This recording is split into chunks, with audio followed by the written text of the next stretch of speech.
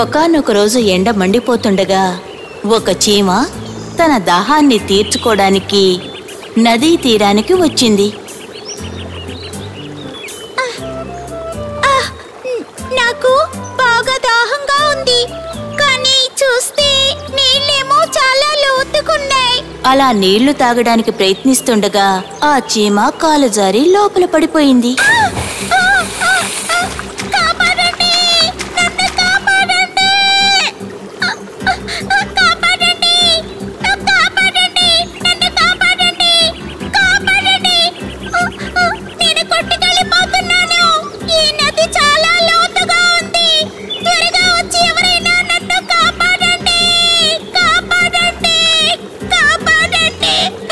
ఒక పావురం చీమ కొట్టుకుపోవడాన్ని చూసింది.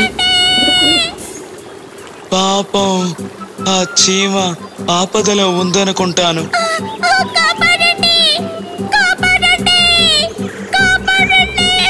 ఆ చీమని కాపాడటం కోసం ఒక ఆకును తీసి నీళ్ళల్లోకి వదిలింది.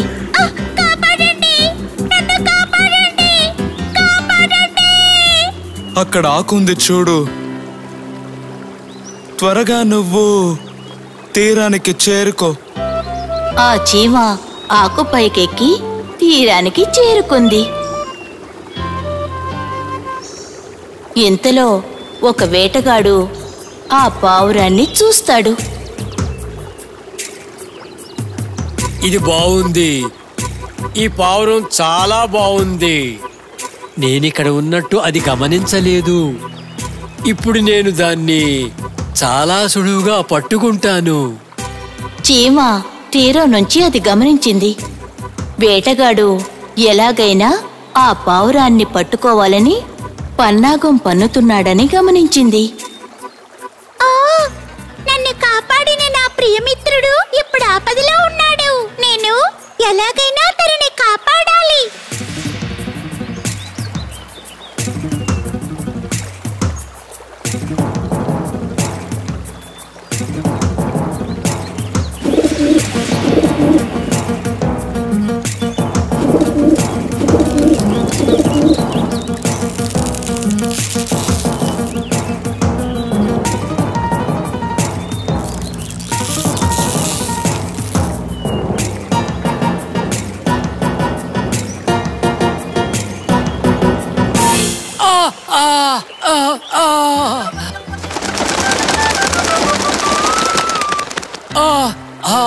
దొంగ చీమ నా కాలు కుట్టేసింది.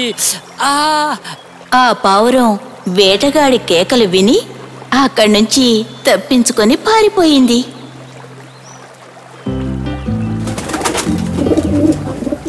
నువ్వు కనుక నన్ను కాపాడుండకపోతే నేను చనిపోయి ఉండేదాన్ని. నువ్వు మొత్తానికి నన్ను కాపాడావు. నీకు చాలా చాలా కృతజ్ఞతలు.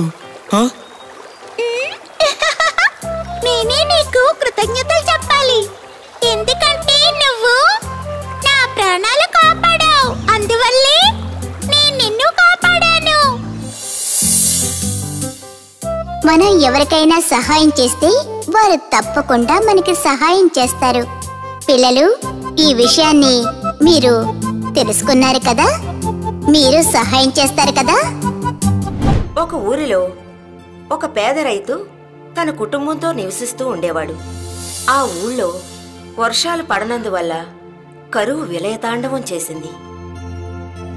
ఊళ్ళో ఉన్న చాలా మంది బ్రతుకు తెరువు కోసం వేరే ఊళ్ళకి బయలుదేరి వెళ్ళిపోయారు. కానీ తరతరాలుగా ఆ ఊళ్ళోనే బతుకుతున్న వెంకట్రావు మాత్రం ఆ ఊరిని వదిలి వెళ్లడానికి మనసు రాక కరువుతో అక్కడే ఉండిపోయాడు. అతని భార్య తాను, ఇద్దరు పిల్లలు ఆకలి బాధతో తట్టుకోలేకపోతున్నామని వివరించి చెప్పి ఎక్కడైనా పని వెతుక్కుని రమ్మని బలవంతంగా పంపించింది. కుటుంబ పరిస్థితిని అర్థం చేసుకుని అతను నగరానికి బయలుదేరాడు. వెళుతున్న దారిలో ఒక పెద్ద గొయ్యి. అందులో ఒక మనిషి, ఒక కోతి, ఒక పులి, ఒక పాము, ఈ నలుగురు బయటకొచ్చే మార్గం తెలియక కలత చెందడం రైతు చూశాడు. మనిషి, మిగతా జంతువులు, అయ్యా, మమ్మల్ని ఎలాగైనా కాపాడండి, మీకు మేం చేయగలిగిన సహాయం ఏదైనా ఒకటి చేసి మీ రుణం తీర్చుకుంటాము అని ఒక్కొక్కరు అడిగారు. పేద రైతుకి జాలేసింది. ఆ నలుగురిని కాపాడి తన దారిని వెళ్ళిపోయాడు.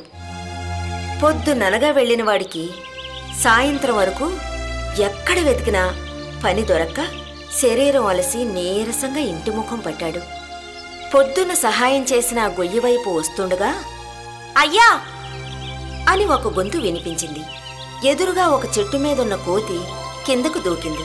దాని చేతుల్లో ద్రాక్ష పళ్ళు చాలా ఉన్నాయి. రైతు బాగా ఆకలితో ఉన్నాడు. ఇది అర్థం చేసుకున్న కోతి, ఎంతో ఆకలితో ఉన్నట్టున్నారు, ఈ పళ్ళు తిని ఆకలిని తీర్చుకోండి అని అన్నది. వెంకట్రావుకి ఆకలి మండిపోతోంది. అయినా కూడా కోతి దగ్గర నుంచి ఎలా తీసుకుని తినడం అని ఆలోచించాడు. ఆలోచించకండయ్యా, నన్ను మీ స్నేహితుడిగా భావించి తీసుకోండి అని ప్రేమతో చెప్పగానే వెంకట్రావు కాదనలేకపోయాడు. వాటిని తీసుకుని తన ఆకలి తీర్చుకుని కృతజ్ఞతలు తెలిపి బయలుదేరాడు. కొంచెం దూరం వెళ్ళగానే పులి ఎదురుపడి, రండి గురువుగారు, మీ పరిస్థితి నాకు అర్థమైంది.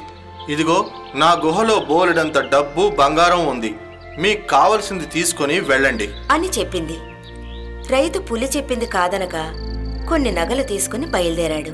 ఈ నగలని ఏం చెయ్యాలి? ఎవరి దగ్గరికన్నా పట్టుకెళ్ళి అమ్మి సొమ్ము చేసుకుందాం అని ఆలోచించాడు. అతనికి వెంటనే గోతులో నుంచి తను కాపాడిన మనిషి గుర్తొచ్చాడు. తిన్నగా అతని వద్దకు వెళ్లి జరిగింది చెప్పాడు. అతను ఒక నగల వ్యాపారి. ఆ వ్యాపారి రైతు చేతిలో ఉన్న నగల్ని చూసి అవి రాజుగారి నగలని అర్థం చేసుకున్నాడు. వెంటనే ఈ విషయాన్ని రాజుగారికి చెప్పి ఎక్కువ బహుమతులు పొందొచ్చని అనుకున్నాడు. కొంచెం ఉండు, ఇప్పుడే వస్తాను అని చెప్పి వెళ్లిన వ్యాపారి రాజుభటులతో వచ్చి, ఈ రైతు ఒక దొంగ అని చెప్పి అప్పగించాడు. ఆ రాజభటులు అతన్ని రాజుగారి ముందు నిలిపి శిక్ష వేయించి కారాగారంలోకి నెట్టారు. కారాగారంలో రైతు చాలా బాధపడ్డాడు. ఒక కోతికి పులికి ఉన్న విశ్వాసం కూడా ఈ మనిషికి లేదే, ఏంటి లోకం అని బాధపడ్డాడు. సరే, పాము తన సహాయం కావలసి వస్తే అడగమని చెప్పింది కదా, అది ఏం చేస్తుందో చూద్దాం అని తనలో తాను అనుకున్నవాడు మనసారా ఒకసారి పామును తలుచుకున్నాడు. అతను తలుచుకున్న మరుక్షణమే ఎదురుగా ప్రత్యక్షమైంది పాము. జరిగిన కథంతా చెప్పాడు.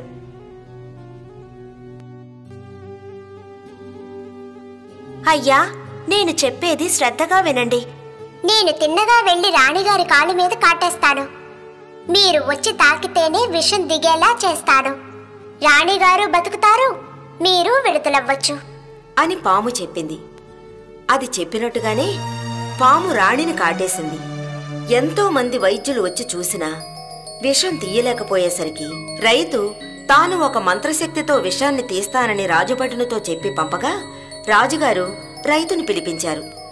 పాముని మనసులో తలుచుకుని రాణిగారి కాలును తాకేసరికి విషం అంతా దిగిపోయి రాణి మామూలు మనిషి అయింది.